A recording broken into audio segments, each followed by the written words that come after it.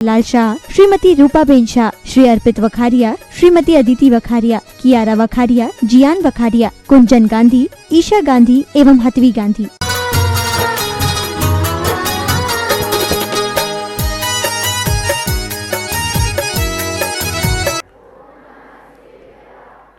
ओम नमः सिद्धेभ्यः। ओम नमः सिद्धेभ्यः। अहिंसा परमो धर्म की आचार्य गुरुवर श्री कुंद कुंद भगवान की, आचार्य गुरुवर श्री ज्ञान सागर मुनि महाराज की,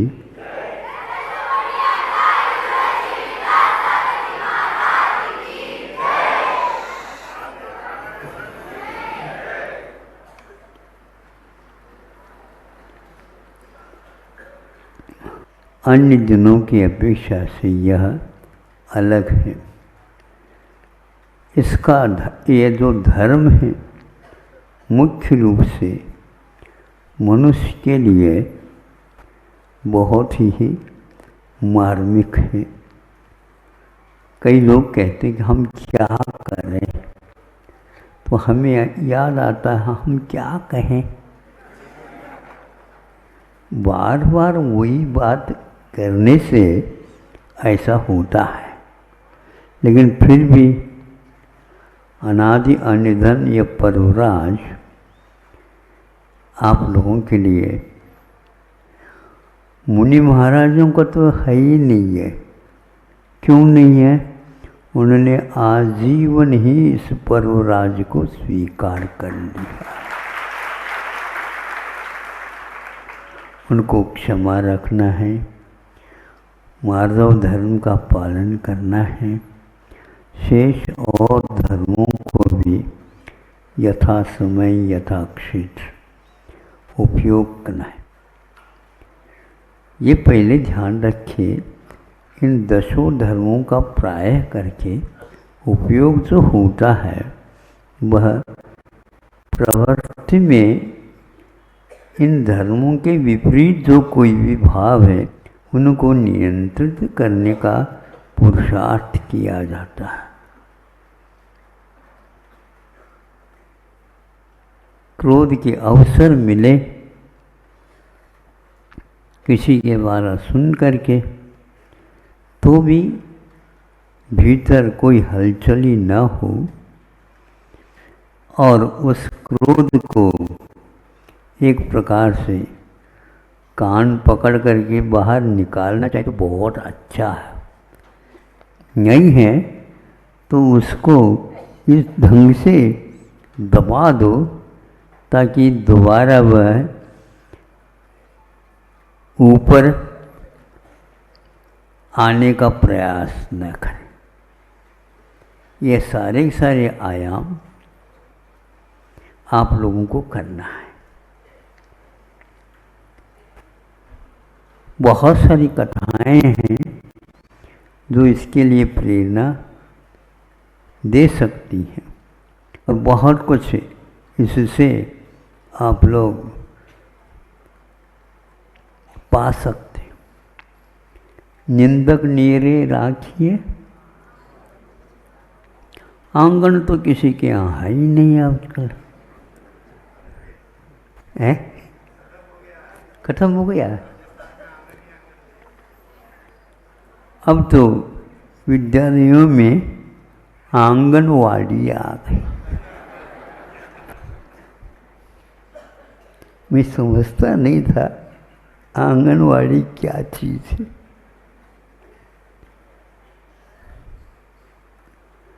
ये इस संस्कार पुनः लाने का प्रयास किया जा रहा है विद्यालयों के माध्यम से। एक उदाहरण,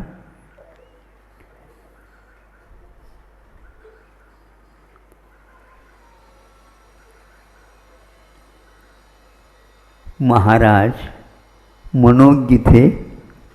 मनोज्ञ का अर्थ अल्प उम्र में मुनि बनने की उन्होंने पुरुषार्थ किया और अच्छा किया। असंग था बड़ा, तो आज के जिक्र हो गए तो वह सामने तो बैठेंगे नहीं। तो उनका क्रम आता था अंत में, वहीं से शेष मुनि महाराजों का, संघों का आना जाना भी होता था। और कभी कुछ हाथ लग जाए, स्पर्श हो जाए, तो उनके कंधे पर हाथ रख करके आगे आ जाए, ये तो स्वाभाविक है। और इस सब को देखा गुरु जी के पास जा करके एक दिन कहा, गुरु जी ये कौन सी व्यवस्था है, मेहमान आते हैं तो उनका विशेष रूप से बुला करके बिठाना, आदि आदि आग्रह करना, आदि आदि होता है। हम यहाँ पर ये कुछ सिखा ही नहीं गया है, क्या है ये? तो गुरु जी समझ में आ गए उनको, मान धीरे धीरे ऊपर उदय को प्राप्त हो रहा है। कुछ समय तक तो बाल भानु जैसे उस ओर देखने के लिए कई लोग उन पहाड़ चोटी पर चले जाते हैं और सूर्योदय को देखते हैं। बहुत अच्छा लगता है, कोमल उनकी आभा देखते बन जाती है। किंतु सूर्य को थोड़े से ऊपर उठने दो, फिर क्या होगा? जब वह ऊपर आ गया, कोई साहस तो कर ले देखने का? नहीं। अब देखने के लिए नहीं, नीचे देखने की आवश्यकता है। हम देखते हैं तो अपनी छाया भी चरणों को झुक करके नमोस्तु कर रही, समता में आने को है। 3 संध्याओं में समय करने के लिए कहा। इनमें से 2 तो बाल्यावस्था में हो जाते हैं और एक जो है प्रखर सूर्य प्रभाकर है, तो वह सहन नहीं होता। ध्यान रखिए, जब तक ये प्रखर सूर्य प्रकाश धरती को तपाएगा नहीं, तब तक वह आराधना, जो ऐसी तिथियां आ जाती हैं, नक्षत्र जिसमें 15 दिन तक वर्षा हो या ना हो, किंतु हवा ऐसी चलती है अपने आप ही नमी कर जाती है, शीतलता आ जाती है। नीर नहीं किंतु समीर अपने आप ही प्राप्त हो जाता है। तो यह वर्षा के पूर्व की बात हो गई। जब वर्षा थोड़ा सा विलंब हो जाए, फिर बहुत गर्मी, बहुत गर्मी, बहुत गर्मी। हाँ बिल्कुल ठीक है, थोड़े समय के लिए गर्मी लगती तो बहुत गर्मी, लेकिन आप लोग ठंड के समय पर भी गर्मी फैला देते हो, हाँ नहीं फैलाते? ऐसे गर्म हो जाते हैं आपके सामने आने को सूर्य नारायण भी सोचता हो। होता है कि नहीं ऐसा? हाँ, आंखें बिल्कुल नीली नीली थी। लोग देखने के लिए तरसते थे। अब लाल लाल और बड़े बड़े गाल। अब क्या करें बताओ? ऐसे क्यों होता है? इसलिए होता है भीतर मान बैठा हुआ रहता है और बाहर आने को प्रयास कर रहा होता है। जब मनुष्य का जन्म हुआ, आचार्यों ने कहा है मनोर अपत्यम मानव है। मनु का जो अपत्य होता है, ये मनु एक प्रकार से जैनेन्द्र सिद्धांत में या शब्दों में आ जाता है। अपने यहाँ 14 कुलकर होते हैं। कुलकर कहो और मनु कहो, एक अर्थवाचक है। तो मनु से जो उत्पन्न या पुत्र होता है वह मानव कहलाता है। इसमें क्या हुआ है? म में वृद्धि हुई है, जो अ है उसकी वृद्धि हुई आ। और आगे जो मनु था उसमें भी गुण होकर के उसका सामने रूप आता है न के रूप में, और नू का व बन जाता है। इस प्रकार वृद्धि गुण हो करके शब्द का निर्माण हो जाता है। आप मानव कहलाते हैं। तो सर्वप्रथम मान की वृद्धि आप कर लेते हैं, इसलिए सहन नहीं होता। छोटा बच्चा भी इससे परिचित हो जाता है, क्योंकि आपका ही तो लड़का है। संभव है आजकल जल्दी जल्दी ये पहली कक्षा दूसरी कक्षा पढ़ लिया और भी भेद होते चले जाते हैं। ये आप लोगों क्या चल रहे हैं? उसी प्रकार मानव के प्रभाव गर्भावस्था में ही होते हैं।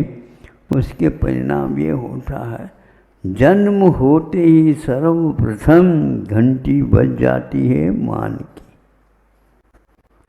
बस अब वह अंतिम समय तक बजती रहेगी। क्या करें? हमने तो किया है सब, अब उसको मिटा नहीं सकते एकदम, उसको भोग करके ही मिटाना पड़ेगा। और उसमें यदि पुनरावृत्ति हो गई तो फिर पूछो ने, वज्रलेपो भविष्यति। वज्रलेप होता था मूर्तियों के ऊपर। तो कैसा होता था? वज्र की लकीर जिस प्रकार मिटती नहीं, उसी प्रकार ये भी होती थी। इसको वज्रलेप बोलते हैं। पाप का इतना बंध हो जाता है अनुभाग के साथ, इसको आचार्यों ने कहा है। 3 तो ऐसे मान हैं, वह अनंतानवंदी, अप्रत्याख्यान, प्रत्याख्यान। 4था मान है, वह भी सर्वघाती के रूप में आ सकता है। तो चारों एक समान जैसे हो जाती हैं। और नहीं होता है, यदि आप चारित्र ग्रहण कर लेते हैं तो संयम अथवा मुनि बनने का सौभाग्य प्राप्त होता है। तो उस समय संजन का मान बहुत ठंडा जैसा लगता है, लेकिन उसमें भी एक प्रकार से अनुभाग अपने ढंग का रहता है। उसमें ऐसा अनुभाग फीका फीका रह जाता है, वह मान करते करते ही पीछे से मिटता भी चला जाता है उनकी उस वृत्ति के माध्यम से। तब कहीं जा कर के उस व्यक्तित्व का प्रभाव समाज के ऊपर इतना ही नहीं, भयंकर लोग भी जिनके माध्यम से पूरा समाज आकुल व्याकुल हो जाए, उनके ऊपर भी प्रभाव पड़ सकता है, थोड़ा समय लग सकता है। जैसे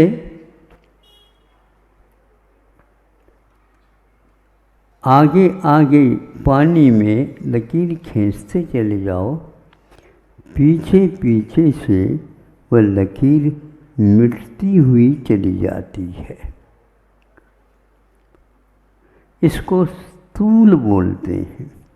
स्थूल पत्थर इत्यादि तोड़ने से पुनः जुड़ते नहीं, और स्थूल में एक प्रकार से वो पानी हो, दूध हो, विष हो, अमृत हो, कुछ भी हो, वह तरल पदार्थ भी मुड़ता हुआ अपने आप में मिल जाता है। एक पानी की बाल्टी निकाल दी किसमें से, कुएं में से, तो ऊपर खींचते ले आए, किंतु उस बाल्टी का वहाँ पर डूबने के बाद पानी भर गया, उतना तो खाली हो गया होगा पक्का, लेकिन जो ही वह ऊपर आ गया त्यों ही वह पुनः समान हो गया। और सम्मान की बोली,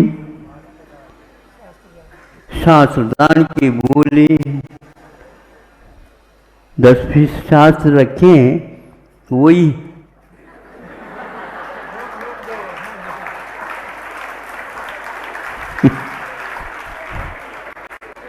मैं देखता रहता हूँ।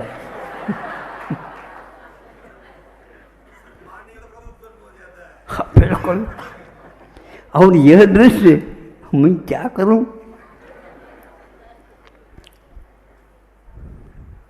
आओ आओ आओ ओ बाबा, पधारो पधारो, बैठो बैठो। ये चल रहा है तो हमें भी तो अपना बोली तो लगवाना है, लेकिन हमारे यहाँ शर्त, एक बार उसको लोगे तो आपको भव भव में दोबारा बोली लगाने की आवश्यकता नहीं।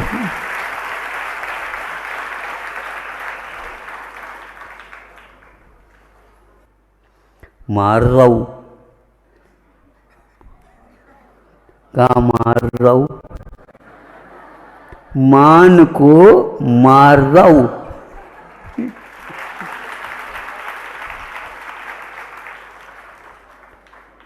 इसका नाम, इसलिए मुनि की कथा आपके सामने चालू की, क्योंकि श्रावकों की कथा कैसे गड़बड़ हो जाएगा। वो भी है हमारे पास, शीर्षक के माध्यम से कह सकता हूँ, तुकारी आराधना कथा कोश पढ़ता था गुरु जी के कहने से। इसमें कथा कथा ही है, आराधना कथा कोश उसका नाम है। और उसमें एक कथा आई थी तुकारी, केवल अपने पत्नी को एक बार उसने तुम न कह करके, आप न कह करके, तुम कहाँ गई थी, बस वो वैसे केले के पत्तों के समान हरी भरी भरी रहती थी, लेकिन अब वह तो आग बबूला हो गए। अरे सुनो, आग बबूला होने का अर्थ पूरा का पूरा काला समाप्त हो गया और लाल लाल आ गए, आंखें लाल हो गए, दांत कटकटाने लगे। अब कंपन रोग तो नहीं हुआ? नहीं, कंपन रोग नहीं हुआ। नाड़ी देखने से केवल रक्त संचार में इतना बदलाव क्यों हो गई? आपका कोई आदर सत्कार होता है, ब्लड प्रेशर नीचे का अपने आप ही ऊपर,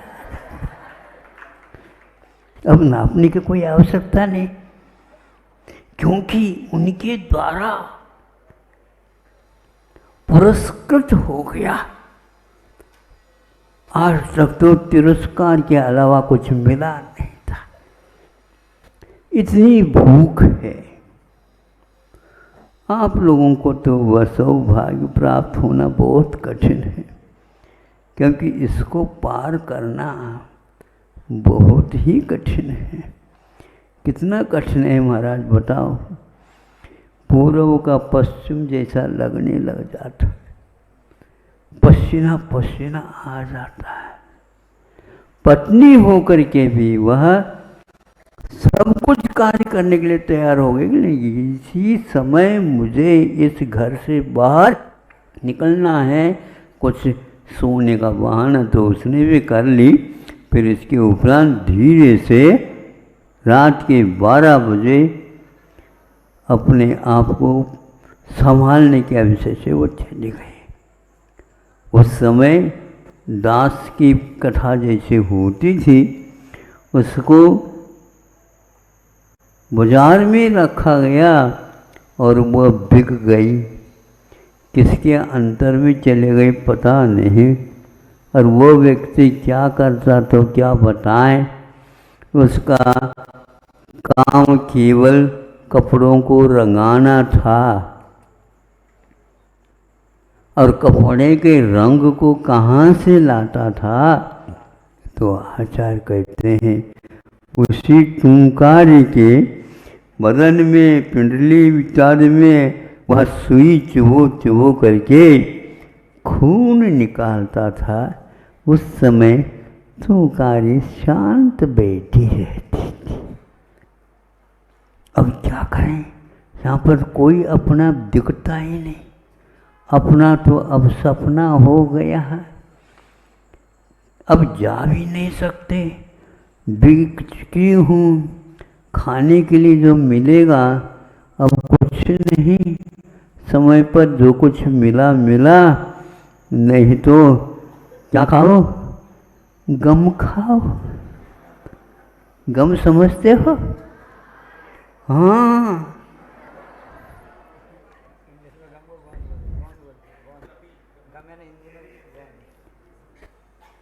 गम है। ये बहुत बड़ी गम की बात हो गई। इस गम को एक घूंट के रूप में पीना पड़ता है। बार बार सोचती रही हो, ऐसे यातनाओं से गुजरती हुई मैंने ठीक नहीं किया। जीवन पर्यंत तो उन्होंने मुझे सत्कार और लाड प्यार के साथ रखा। एक आध बार थोड़ी कभी आ गया तो उसका परिणाम इतना दंड है, बहुत कठिन है।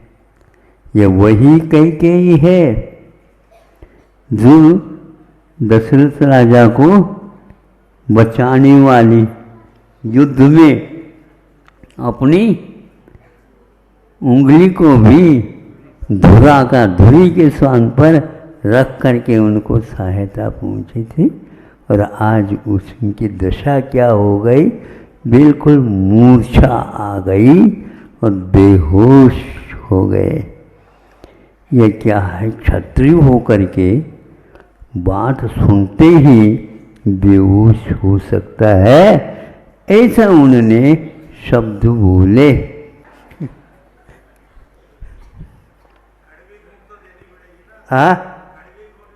हाँ खिलानी बिल्कुल, हम तो शुगर कोटेड रखते हैं, क्योंकि किसी भी प्रकार से पेट में चला जाए एक बार, थोड़े बहुत तो रह जाएगा, पक्का है रह जाएगा। दवाई इसी का नाम है। थोड़ी मात्रा में भी पहुंच जाती है, वो अपना असर किए बिना रहते हैं। ऐसे ही कुछ मीठा, कुछ खट्टा, कुछ वो करके धीरे धीरे वैद्य लोग हम लोगों के लिए रोग दूर करने के लिए करते रहते हैं।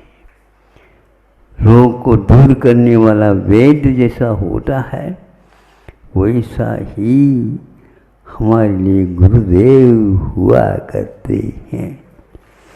हमारे ऊपर उन्होंने बहुत बड़ा उपकार किया और अपना कर्तव्य मान करके किया है। क्योंकि मान तो मुझे भी बहुत सताता था, अभी भी गया है ऐसा नहीं, भीतर से वह इस ढंग से कीड़ित है। सर्वघाती स्पर्धकों का उदय संजन का पूर्णतः समाप्त हो गया है और देशघाती स्पर्धकों का उदय आ गया है। नीम भी अब इस ढंग से औषध में घुल गई है, उल्टी नहीं कराएगी, किंतु वह भीतर जो कुछ भी आपने ज़्यादा मीठा खा रखा है, अजीर्ण हो गया है, किसी को कहियो नहीं, लेकिन वैद्य जी के सामने तो कहना ही पड़ेगा।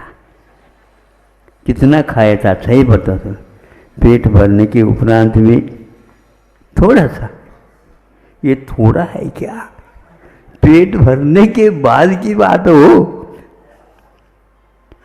उसका परिणाम यह है वो बाहर भीतर जाकर के निकाल देगा।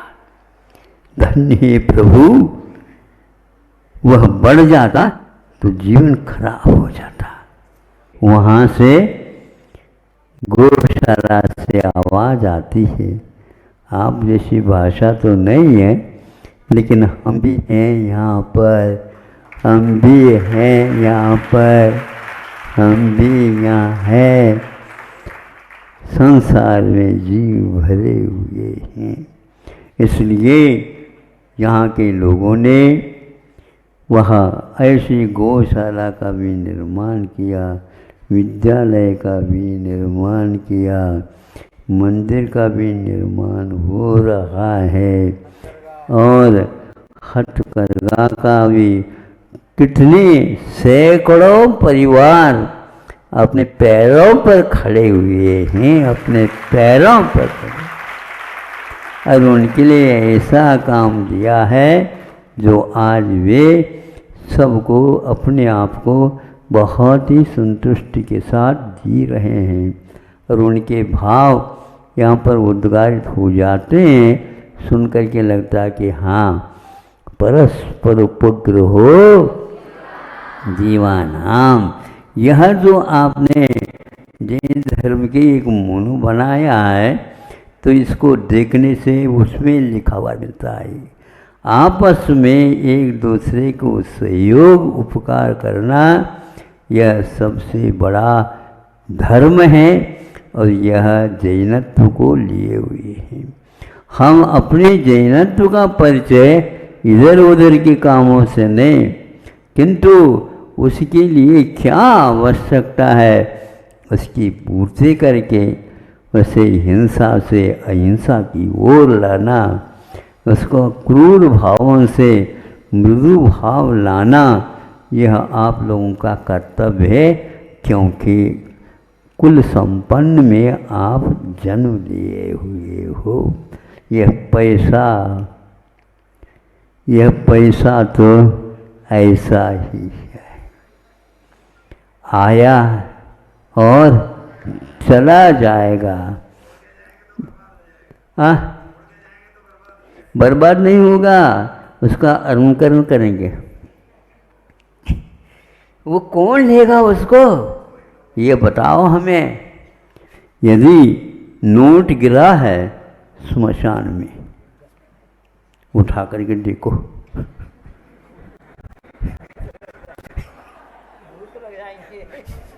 उठा करके देख तो लो, बर्बाद नहीं होता। आप लोग आबाद हो जाएंगे। हम कमा करके तो खाएंगे, लेकिन ये तो गिरा है, कोई भी नया कपड़ा मिलेगा वहां पर, पुराना नहीं, लेकिन कोई हाथ ही नहीं लगाता, हाथ ही नहीं लगाता। क्योंकि हाथ लग जाए तो फिर देख लो उसके पीछे वह लग जाएगा। इसलिए मनुष्य उसको मिट्टी के समान और पत्थर के समान, लकड़ी के समान, और सचित्र कोई है माँ के समान, बहन के समान, और अनेक प्रकार के जो संबंध होते हैं उनके समान मान करके उससे वह हमेशा हमेशा, अभी भी प्रथा है, दक्षिण में भी है, कोई भी व्यक्ति आ जाता, घर में आ जाता है तो उसको मेहमान, इसको बोलते हैं आप, इसको दूसरा नाम पावने पावने पावने राजस्थान में बोलते हैं। राजस्थान से तो सीख करके इधर आए। दक्षिण में भी ये शब्द है, और यह एक प्रकार से सत्कारवाचक शब्द बना हुआ है। तो घर में आते ही वह छोटी भी उम्र की क्यों न हो, उसको बड़े भाई भी पैर छू करके गृह लक्ष्मी के रूप में स्वीकार किया जाता है। यहाँ पर तो बहुत विचित्र दशा दिख रही है। बहुत आप लोगों को सुधार करना होगा। हाँ बिल्कुल, उन लोगों ने, आप लोग पुत्र को कुल दीपक मान करके दे दिया है। अब दिया देने के उपरांत आपको लोगों का कर्तव्य है आप आगे आगे बढ़े, किंतु पीछे वालों की ओर भी ध्यान रहे। आप लोग उसको भूल जाओगे तो आपके लिए दोनों हाथ खाली रहेंगे। जैसे आए थे उससे भी भयानक दशा में वहाँ पर जाओगे, वहाँ सत्कार नहीं होगा, तिरस्कार तिरस्कार होता जाएगा। इसलिए मृदुता के साथ व्यवहार करो और उसके लिए लक्ष्मी मान करके उसको एक प्रकार से घर में स्वीकार कर लेते हैं और मांगलिक मानते हैं। क्या समझे? वह उसको मांगलिक मानते हैं, इसलिए मांगलिक मानते हैं, उसी के कारण आगे घर में प्रवाह आएगा और वह घर एक प्रकार से स्मशान नहीं, किंतु वहाँ पर अतिथि देव आएंगे और वहाँ पर आंगन नहीं, आंगनवाड़ी जैसे वहाँ पर बातें व्यवहार के रूप में देखने को उपलब्ध होगी। वह अंत तो गत्वा तुमकारी एक प्रकार से विफल हो करके मैंने काम ठीक नहीं किया, मैंने काम ठीक नहीं किया, क्योंकि यह मेरा अभिमान था। मुझे कोई भी अपशब्द का प्रयोग नहीं करो। इसमें तू कहने से क्या है, ध्यान रखो, अभी भी बड़े व्यक्ति भी क्यों ना हो उसके लिए तू के माध्यम से कहा जाता है, लेकिन वह लाड पाड शब्द बना दिया गया है। यह आप पधारो सा। सा का अर्थ क्या होता है? सम्मानजनक है, जिसको आप लोग अन्यत्र साहब बोलते हैं, साहब, इसलिए पधारो सा। हाँ है, हाँ पधारो सा। आते समय में भी पधारो सा और जाते समय भी पधारो सा। सा लगा करके उनको कहेंगे। और अन्यत्र क्या लगता है मालूम है? जो आ जाते हैं पाहुने, तो आ जाते हैं, बातचीत हो गई, कुछ 1-2 दिन रहना हुआ, क्या कहते हैं? आता हूँ, जाता हूँ ऐसे नहीं कहते। ये तो ये क्या? आ जाऊँ, मैं आता हूँ। आता हूँ का अर्थ मैं जा रहा हूँ, जल्दी जल्दी यहाँ पर पुनः आने का सौभाग्य मिले। इस प्रकार आपको मार्दव धर्म अच्छा लग गया होगा। कहीं पर बीच बीच में चुभन भी होगी, भैया कांटा निकालने के लिए कांटे का ही प्रयोग किया जाता है। जब वह बाहर निकल जाएगा तो वह नाई के पैर भी क्या होता, छू जाता है, क्योंकि आपने बहुत बड़ा अच्छा काम किया, नहीं तो पैर सड़ जाता है। मनुष्य को चाहिए वह अपने मनुष्य को मानव बनाए। मानव का अर्थ होता है मनु की संतान, कुलकर की संतान। कुल में केवल कुल नहीं रहता है, किंतु कुल करके संस्कार रहते हैं। उसके फलस्वरूप आज तक यह परंपरा चली है। अब वो भाग्य है, यह अहिंसा धर्म हम लोगों को उपलब्ध हुआ है। और छोटी उम्र में भी हमने कहा भैया 10 लोग बहुत दूर दूर से आ रहे हैं, तो एक पाठ तो करवाओ। पाठ कैसा लगा आप बताओ? हाँ, उनको अभी अभिमान नहीं करना, तू कार्य को याद रखना, ऐसा न बने जीवन। कोई भी कहता है कुछ तो वह इसलिए कहता है आप उसके लिए योग्य नहीं हैं, इसलिए आप इसको छोड़ दो। इस प्रकार यदि आपके हित की बात कर रहा है तो वह बहुत ही अच्छा है। छोटी उम्र और बड़ी उम्र से कोई मतलब नहीं रहता है, किंतु अनंत काल से हम आ रहे हैं, रुलते हुए आ रहे हैं। कौन सा ऐसा पुण्य कौन से भव में किया पता नहीं, ऐसे गुरु मिले और जिनके माध्यम से ये हम लोगों को दिशा बोध मिला है। अहिंसा परमो धर्म। इस कार्यक्रम के पुण्यार्चक थे श्री जयेश भाई जसवंत लाल शाह, श्रीमती रूपाबेन शाह, श्री अर्पित वखारिया, श्रीमती अदिति वखारिया, कियारा वखारिया, जियान वखारिया, कुंजन गांधी, ईशा गांधी एवं हतवी गांधी।